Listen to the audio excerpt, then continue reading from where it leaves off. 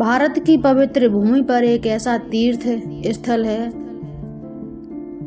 जहां हर वर्ष करोड़ों श्रद्धालु माथा टेकने पहुंचते हैं, जहां गूंजता है जय माता दी। यह है माता वैष्णो देवी का पवित्र धाम। लेकिन क्या आप जानते हैं कि माता वैष्णो देवी का जन्म कैसे हुआ?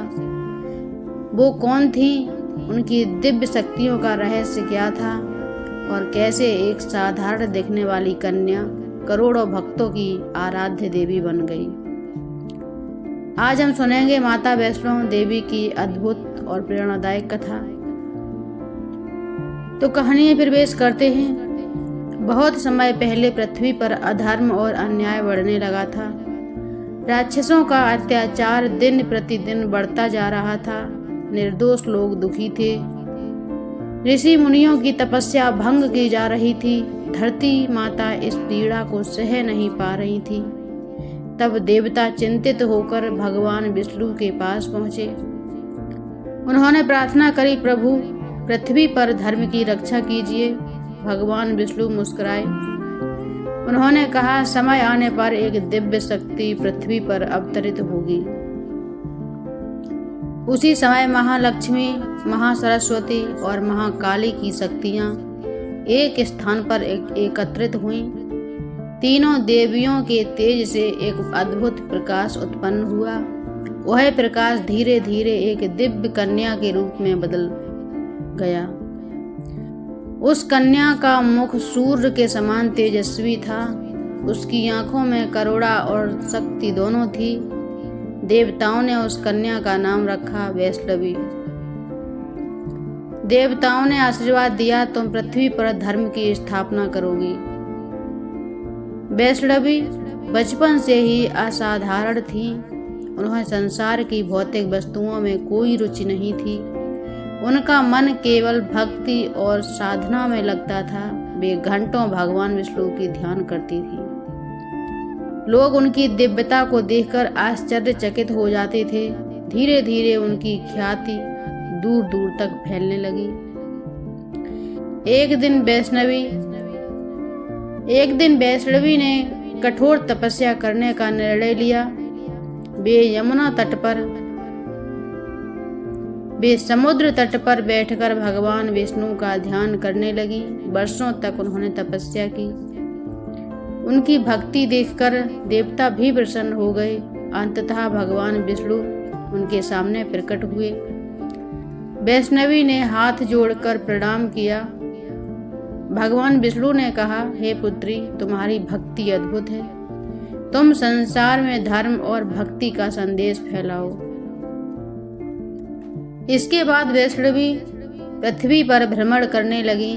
वे लोगों को सत्य, करुणा और धर्म का मार्ग बताती थी। जहाँ भी जाती वहाँ शांति फैल जाती। लोग उन्हें देवी का अवतार मानने लगे। उनके दर्शन मात्र से लोगों के दुख दूर होने लगे। समय बीता। वैष्णवी की महिमा चारों ओर फैल गई। राजा, साधु, ऋषि और सामान्य लोग भी उनका सम्मान करने लगे। लेकिन जहाँ प्रकाश होता वहाँ अंधकार भी उसका विरोध करता है। कुछ दुष्ट शक्तियाँ उनकी बढ़ती लोकप्रियता से ईर्ष्या करने लगी। फिर भी वैष्णवी ने अपने मार्ग पर अडिग रही। एक बार एक विशाल भंडारे का आयोजन किया गया। हजारों लोग वहां आए। वैष्णवी स्वयं सभी की सेवा कर रही थी। वे हर व्यक्ति को प्रेम और सम्मान देती थी। उनकी विनम्रता देखकर लोग भाव विभोर हो जाते। यही कारण था कि लोग उन्हें केवल देवी ही नहीं बल्कि मां मानने लगे थे।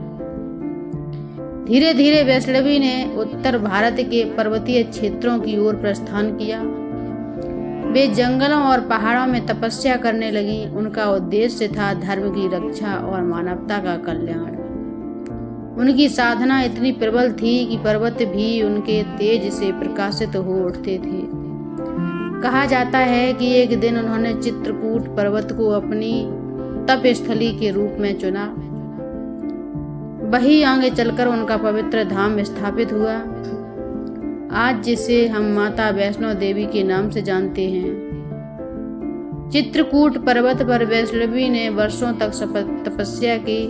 दूर दूर से लोग उनके दर्शन के लिए आने लगे। जो भी सच्चे मन से उनकी शरण में आता, उसकी मनोकामना पूरी होती।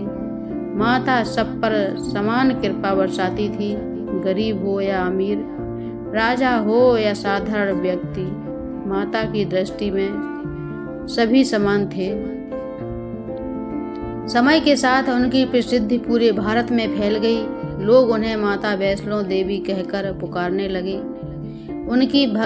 उनके भक्तों की संख्या लगातार बढ़ने लगी। हर कोई उनकी कृपा प्राप्त करना चाहता था। केवल यह तो लेकिन शुरुआत थी। आगे चलकर एक ऐसी घटना होने वाली थी जिसने माता वैष्णो देवी की कथा को अमर बना दिया। एक शक्तिशाली तांत्रिक और योद्धा, ये था भैरवनाथ। उसकी जिज्ञासा और अहंकार माता की परीक्षा लेने वाले थे। और यहीं से शुरू होती है वैष्णो देवी की सबसे प्रसिद्ध कथा। तो दोस्तों, ये थी माता वैष्णो देवी की दिव्य जन्म और वैष्णवी रूप की अद्भुत कथा। उन्होंने हमें सिखाया कि सच्ची भक्ति केवल बल में नहीं, बल्कि भक्ति, करुणा और धर्म में होती है। लेकिन माता की यात्रा अभी समाप्त नहीं हुई थी। अब आने वाला है वह प्रसंग जिसे हर वैष्णो देवी भक्त जानता है। भैरवनाथ और माता वैष्णो देवी की कथा।